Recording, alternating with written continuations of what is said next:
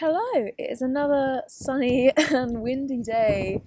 In Flagstaff today, you're gonna have to bear with me for the wind. I tried finding somewhere new to film, but everywhere I went where there's lots of people, everyone is in dead silence, and it's a bit awkward me going, "Hi!" So I'm sitting outside. The Union is right behind me, as you can see, and in front we have my art building, which is straight ahead, so I've got classes later. But I've just got a little bit of time because I wanted to do a video about things that nobody tells you about doing a year abroad. Some of the things that I've learnt in the first month of being here now, some things that happened yesterday that I was just like, oh, this is funny. But yeah, like this would be very useful for people who are maybe considering a year abroad, who are on their year abroad that hasn't hit them yet, or just things to take into consideration. So, first things first, homesickness. I was really homesick yesterday, and I mean, people do tell you that you are going to feel homesick when you're away, particularly in a country that I've never been here before, to America. And I thought, oh yeah, like I'll feel a little bit homesick, but it'll pass. Like this is my third year at university. Like it's going to be nothing compared to the very first year. Um, and it came really unexpectedly. It was just like this wave of woo. Um, and another point I was going to say was obviously time difference. Like it's 8 hours behind UK time.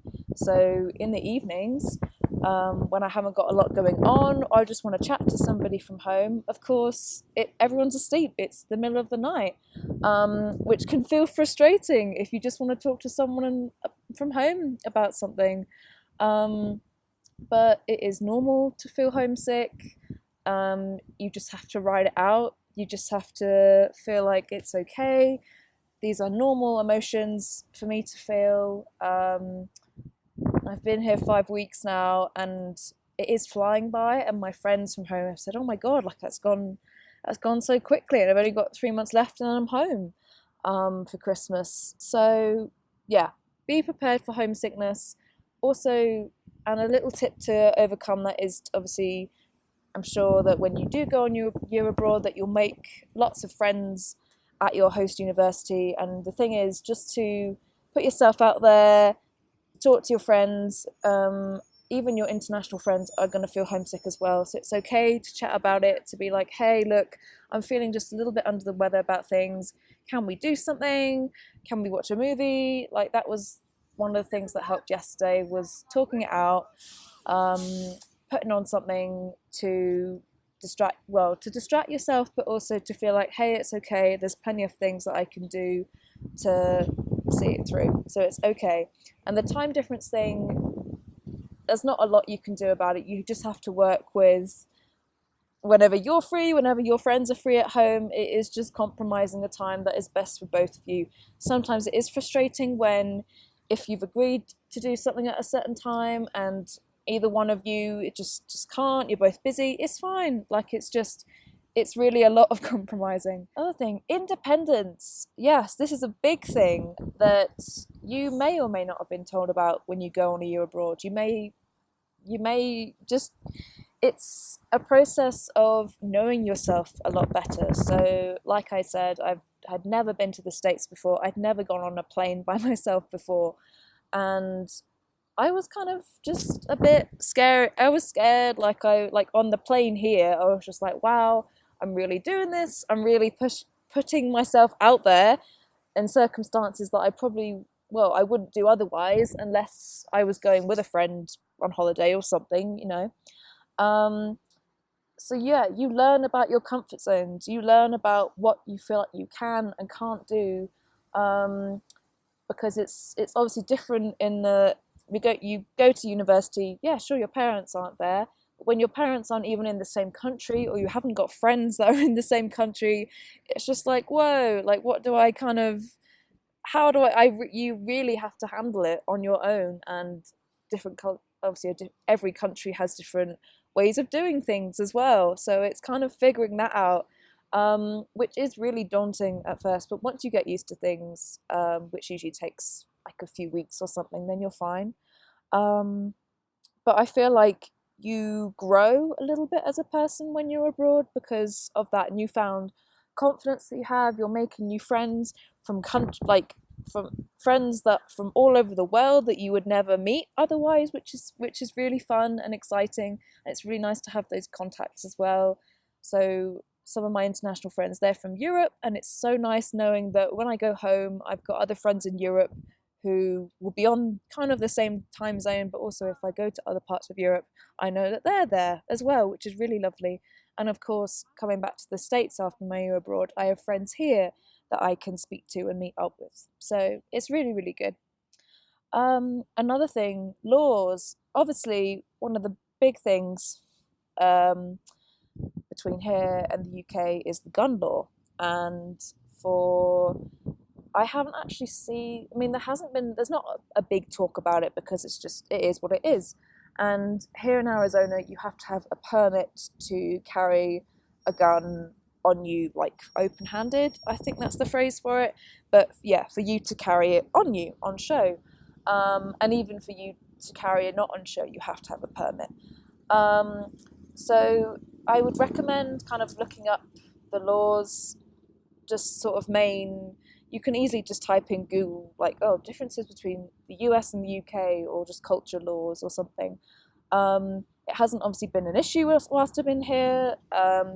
Obviously, there are lots of American states where there's obviously been a lot of mass shootings, and there's a lot of stigma about protecting yourself. We've been lucky here that there hasn't been anything in Arizona. And looking up your campus security as well, which is amazing.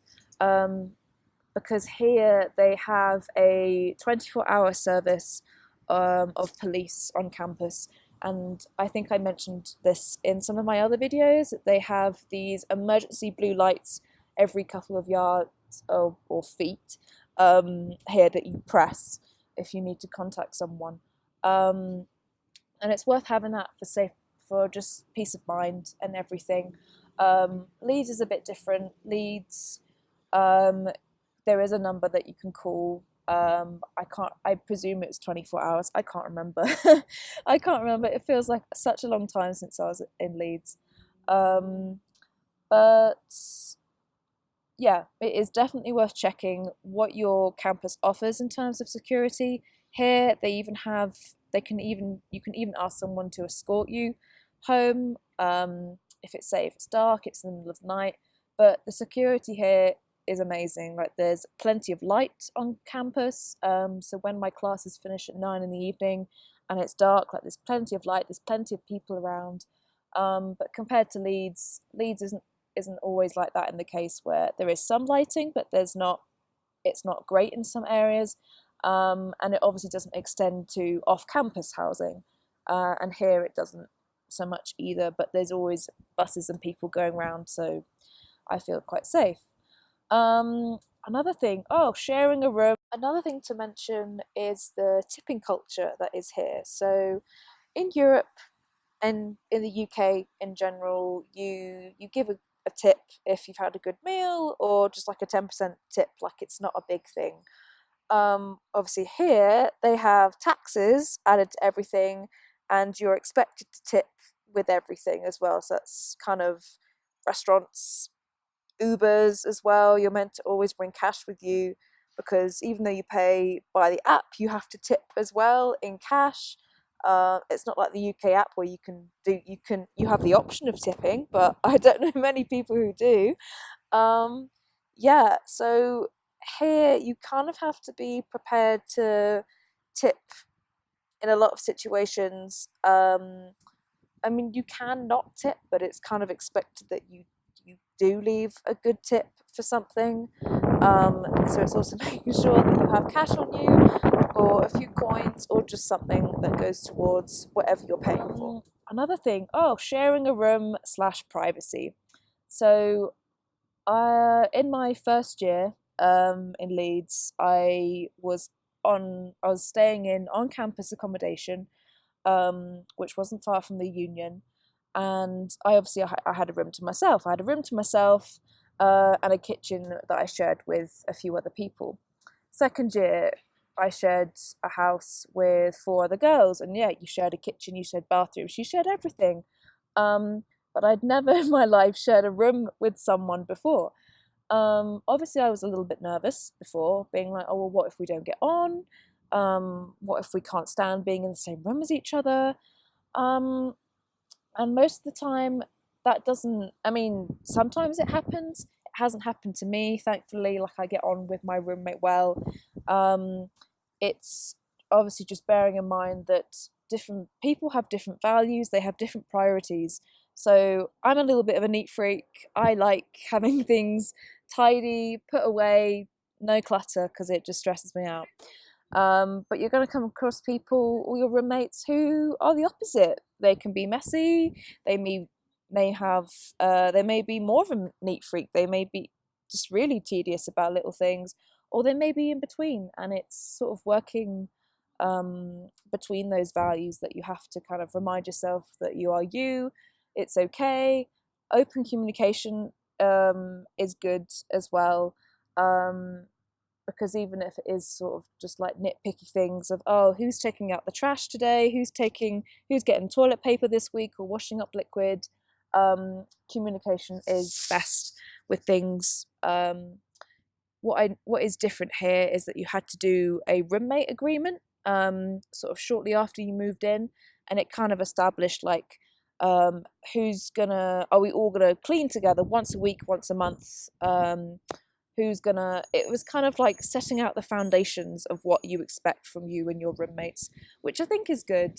But in some ways, like I still, it's not the best way. Like, yeah, sure, having it online for your resident assistants to see to make sure everything's finalized, like, yeah, sure, it's okay. But in reality, like, the best way is to communicate with your roommates about certain things and what should be done, what shouldn't be done, and priorities, of course, because everyone's doing their own thing. And I get that when, say, if you've had a bad day or things are just hectic and the last thing you're thinking about is like your food on the counter that's going moldy, or I don't know, just general things. But communication, I recommend, is the best thing. Um, that is mainly that. Oh, those are the main things that I feel like that you get a brief mention of maybe before coming on your abroad, but not really anything else. I'm gonna be posting another video in hopefully a few days' time where I am going to Horseshoe Bend Canyon at the weekend with 2 of my French friends. And that looks amazing. So I will post a video then and do some more like videos and obviously photos of that. But I hope you've enjoyed this video. Also, if you like watching my videos and this is such a YouTuber thing to say, but hit the notification. It's either that, I think it's that side. Hit the notification bell, that side, because it just saves me when I promote my videos on Instagram or Snapchat and I say, oh, like this if you want to see it. If you're subscribed on here already, then you'll get a notification anyway when it's first uploaded, rather than me having to copy and paste the link to you and to other people. Anyway, I will get back to you lovely people in a few days' time, and thank you for watching.